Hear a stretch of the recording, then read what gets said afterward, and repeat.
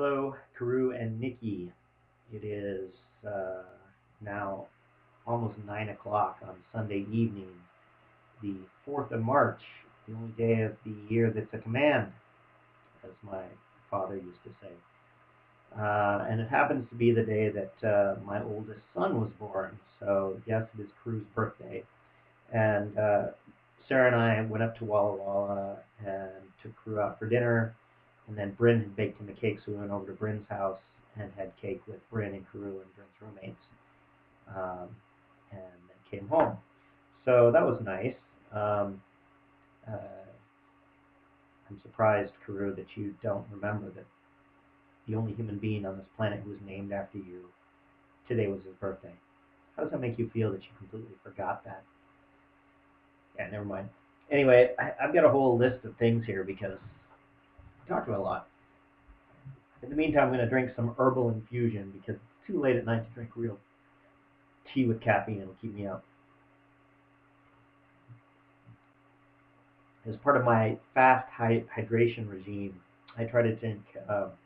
So we've got this press, stainless steel coffee press, and I actually fill it up and make tea in it.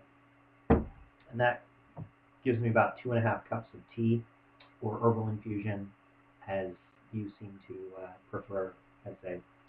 Um, just because it's the correct technical term for what I'm creating. Anyway, so I drink 2.5 cups of that before I go to bed at night. And I sleep really well, other than the fact I have to get up and go to the bathroom. But it keeps me hydrated. Um, so, a bunch of things.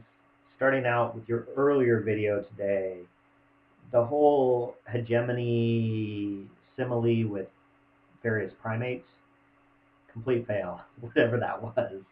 I appreciate the effort, though. I really do. I'm here behind you 100%. But um, so, is are you saying that a woman is like a silverback gorilla? Is that what you're trying to say? I don't see how that solves the problem. Anyway, um, uh, yeah, you mentioned a whole series of things about furniture and stuff, and I am completely behind getting rid of a lot of stuff. Actually, a lot of that stuff in that pile. There's some chairs there that Kurt, do you remember Brad's friend Kurt from Boy Scouts, gave us before we went to Penn State when we were living in Pullman 15 years ago or something, and we drug those chairs all over to Pennsylvania and California and then back up here, and we're going to give those to Goodwill. There's a bunch of stuff in that pile that you're going to actually the Salvation Army here in town. So we are getting rid of a bunch of that stuff. Some of it not so much. Some of that, as I mentioned before, like there's a table with computers over there that's going to go out here once I get the Cat 6 cable run. So that'll be good. Leather furniture. You know that in our living room, that's what we did. We got, it's not leather furniture, but it's faux leather. And the problem with that is our cats, even though their front claws are declawed, they get up and they're jumping up on, and their back claws leave gouges in it. So that's been kind of a pain in the butt. But, we did get that type of furniture specifically because of the cat hair. So once again, it will be destroyed. The whole prolapse bowel thing, that's exactly what happened. And I hadn't known about that before I was making the video with Sarah. So, but it turns out that initially it had a prolapsed uterus, and then they picked it up and washed it off and shoved it back in.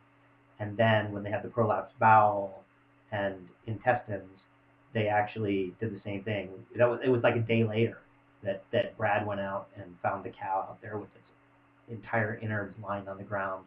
And so they called the vet and cleaned it off and put it back in.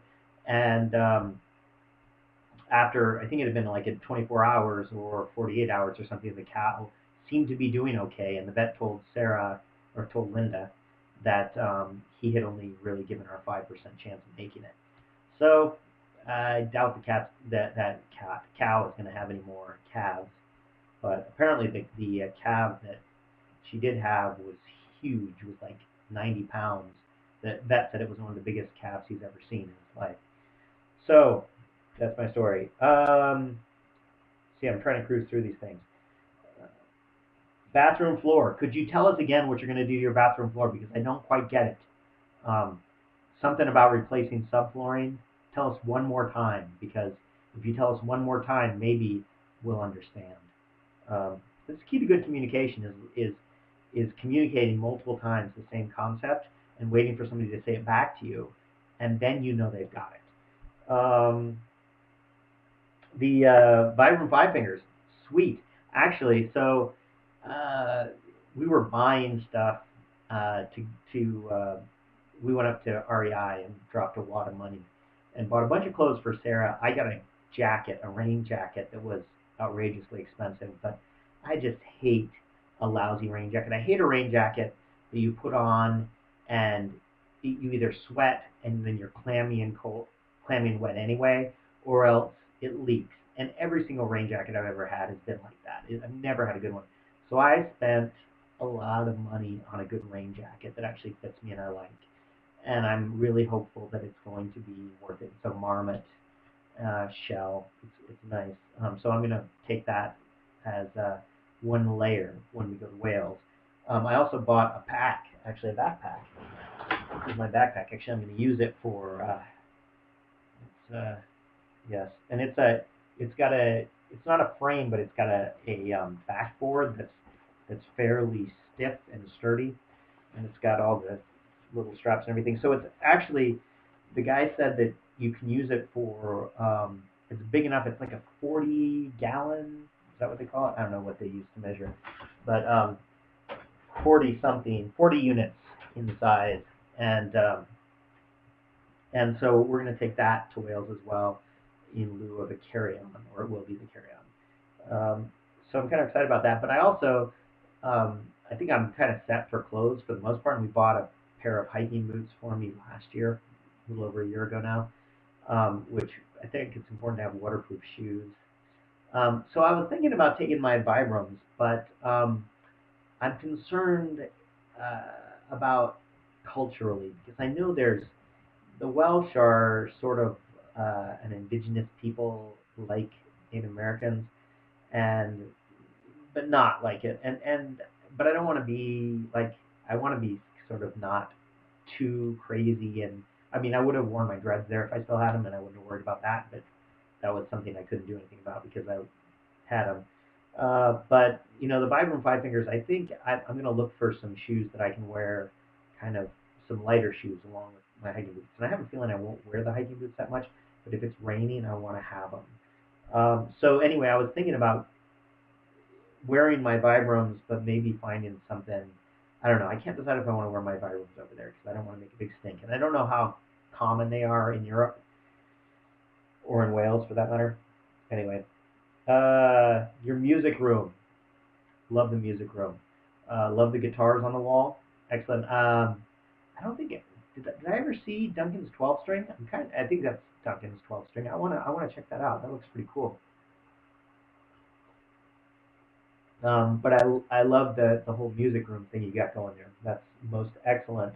And the sax, nice. Is it a baritone sax or a bass sax? That was a big sax. Is that Galen's? You said, I thought Duncan played the sax. I thought Galen played bass. Am I confused here? What's going on?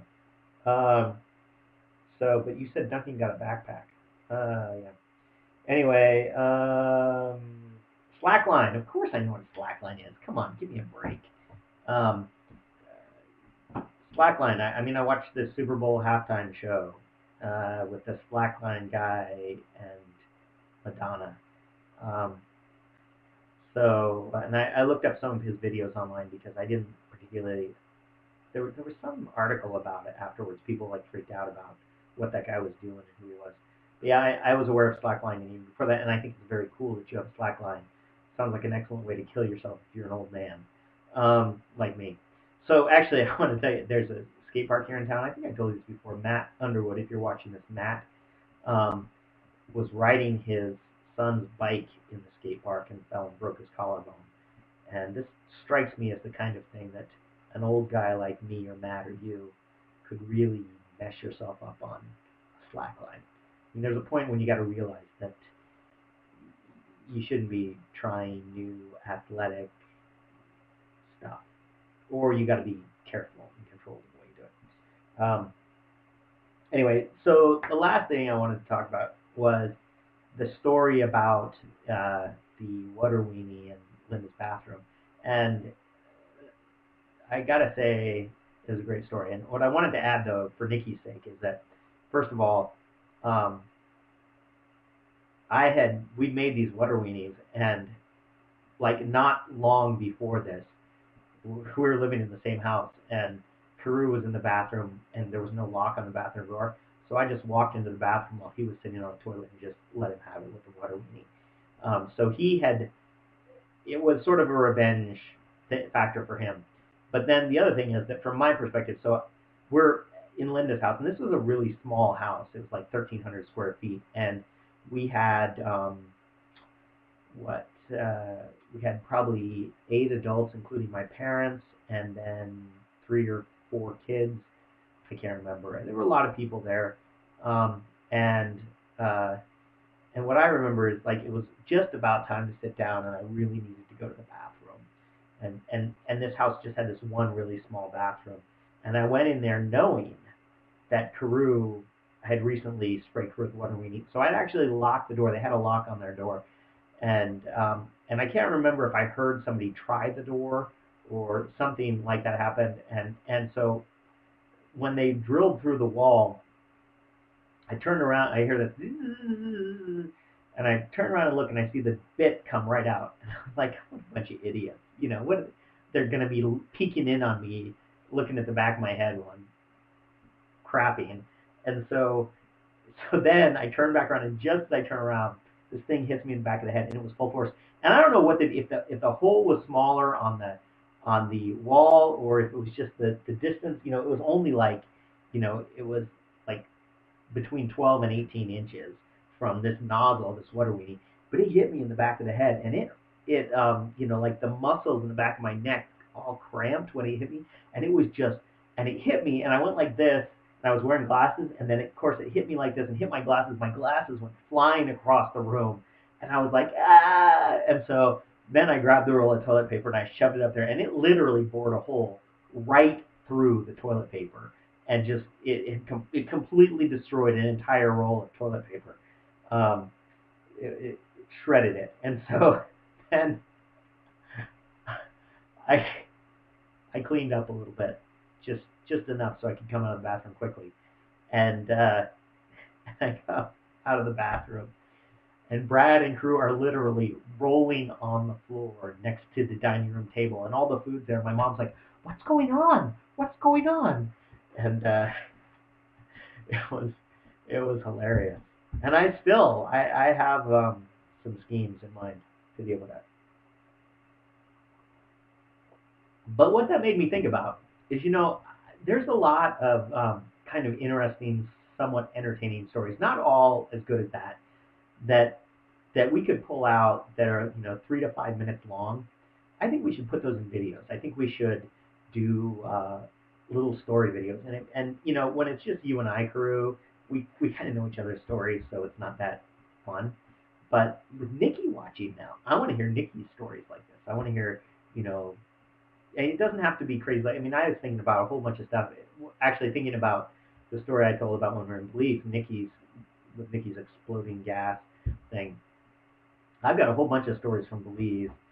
There's interesting stories from kids, work-related things, pranks gone bad, which I could tell. And I think that probably you guys have some too. And I think it'd be really interesting to do that, like 3 to 5 minute videos of that. Tell me what you think. I'm almost at 15 minutes here, so I am actually going to. I'll drink some of the Poontang Pua tea tomorrow morning for breakfast, but I don't want any tonight because I'm not sure if it has caffeine or not. So I will do that, and let me know what you think about maybe a few little anecdotes. Till I speak to you all again. Still dead.